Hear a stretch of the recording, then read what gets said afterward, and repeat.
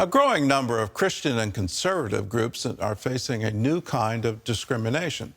Banks are closing their accounts, turning off payment processors, putting some on blacklists. What's even more troubling is that these actions are carried out under the cover of our federal banking laws. CBN's Dale Hurd reports on what's behind this growing trend. Banking has become weaponized.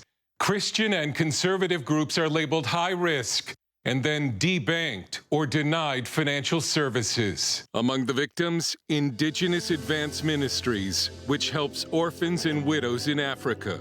Its account closed by Bank of America. Family Council of Arkansas, which works to promote traditional family values, canceled by JP Chase. And the pro-family Ruth Institute. It lost its payment processor after it was targeted by the Southern Poverty Law Center as a hate group.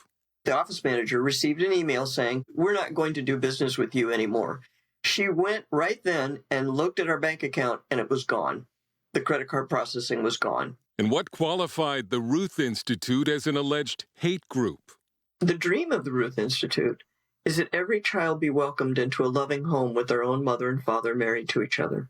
Even the National Committee for Religious Freedom, a multi-faith organization headed by former U.S. Senator and Religious Freedom Ambassador Sam Brownback, had its bank account closed by JP Chase. I went in to make a deposit at a branch here in Kansas about 3 or 4 weeks after we'd opened up the account, I think. And the teller there said, that account's been closed. I go, what? I said, yeah, it's that account's been closed. Your funds will be being sent to you in a couple of weeks. Banking expert Nick Anthony says federal law gives banks a myriad of excuses to cancel groups whose values present what's termed reputational risks.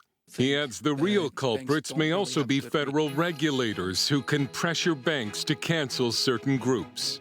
Banks are deputized as de facto law enforcement investigators, and they face a very real consequence of missing anything. When banks have concerns about money laundering or suspicious source of funds, or they don't like where the funds are going for any reason, they're prohibited from telling customers what the actual reason is. They're prohibited from telling people that they filed these reports to the government and now something has gone awry. That said, Anthony believes the law is also being used as cover to cancel groups banks don't like.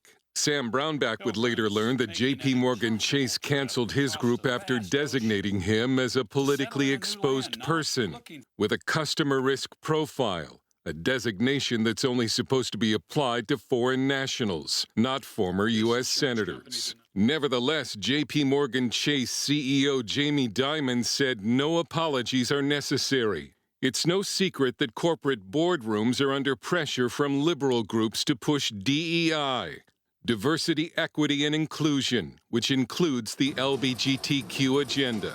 The most powerful investment firm in the world, BlackRock, has stated that LGBT diversity is in their DNA. And nearly every major credit card issuer has openly donated money to the LGBTQ cause, a cause most conservative faith groups oppose. The profit motive is not their only motive anymore. The people who are choosing the regulatory process are people who have a vision for family life in America, for human sexuality, and they're using their power to create a world in their own image. Bank of America, which closed Indigenous Advance Ministries accounts, said religious beliefs are not a factor in any account closing decision, but that it was because of a side business of debt collection services run by the ministry. While we found an instance where a liberal group was debanked, most have been conservative or faith groups. After his experience, Brownback started a website called Chased Away, so others like him could share their story. You ought to be able to be a Christian if you want to, and use whatever bank you want to and not be excluded based on your values or peacefully practicing your faith. Unfortunately, Anthony expects the debanking trend to continue until Congress finally changes the banking laws to protect people of faith. Dale Hurd, CBN News. Well, let's urge our elected representatives, and let me underline they're elected. We get to throw the bums out every 2 years, every 4 years, every 6 years. These are our rights as citizens, and if these laws are being used and abused to come after Christian conservative groups, well, then we need to stand up and say, no, in America you have the freedom of religion, you have the freedom of speech, you have the freedom of assembly.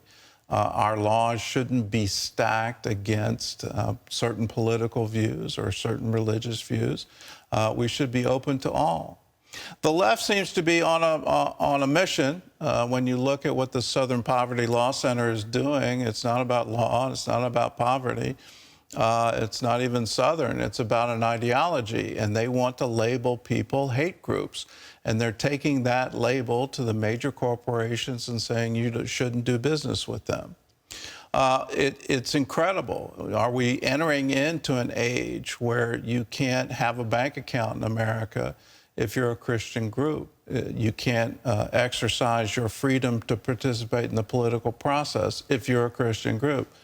All of these things are very chilling and very disturbing. We need to say, no, what is happening to the smallest ones of these organizations is really happening to all of us. And we all need to stand up and say, please, Congress, could you change this?